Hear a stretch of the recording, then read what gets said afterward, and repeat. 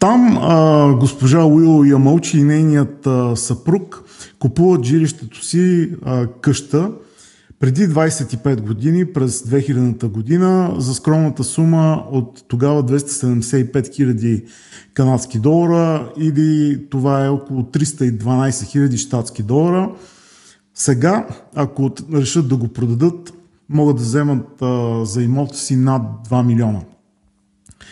Средната цена на самостоятелен дом в Ванкувър през 2000 година е около 350 хиляди канадски долара. Сега тя е повече от 2 милиона канадски долара. Искам да ви покажа една графика на града Ванкувър.